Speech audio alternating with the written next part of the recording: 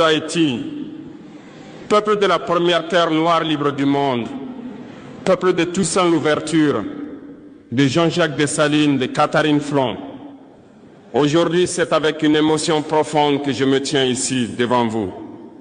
Je ne suis pas venu comme un chef d'État étranger. Je suis venu comme un frère, comme un fils d'Afrique venu saluer les premiers enfants qui ont brisé leurs chaînes. Haïti, ton nom résonne comme un cri de liberté dans le cœur de chaque Africain conscient. Tu as été la première nation à dire au monde, non, nous ne sommes pas des esclaves, non, nous ne sommes pas des objets, nous sommes des hommes libres.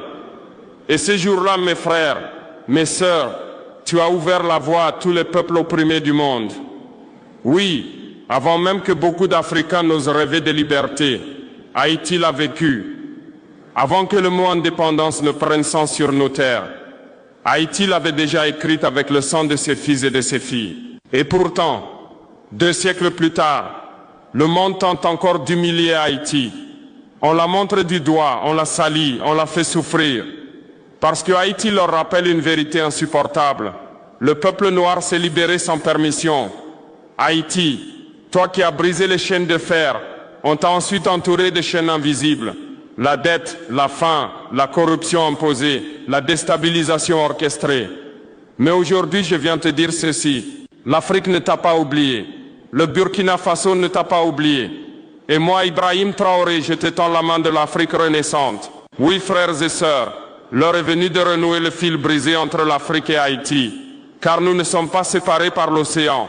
Nous sommes unis par le sang, par la mémoire et par la douleur. Haïti, ton histoire est un cri sorti des entrailles de la terre, un cri d'hommes et de femmes arrachés à l'Afrique, jetés dans les cales des bateaux comme du bétail, et qui ont refusé de mourir esclaves. Ils ont chanté malgré les chaînes, ils ont dansé malgré les fouets, et un jour ils ont dit « assez ». Oui, ce assez a traversé l'Atlantique, il a franchi les océans, il a atteint nos villages, nos savanes, nos forêts. Et depuis ce jour, chaque Africain qui se bat pour sa dignité, chaque peuple noir qui refuse l'humiliation, porte en lui une étincelle d'Haïti.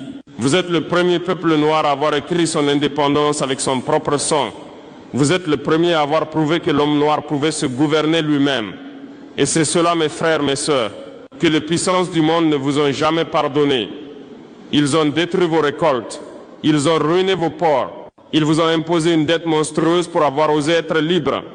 Haïti a payé le prix de sa dignité. Mais malgré tout, Haïti n'a jamais plié.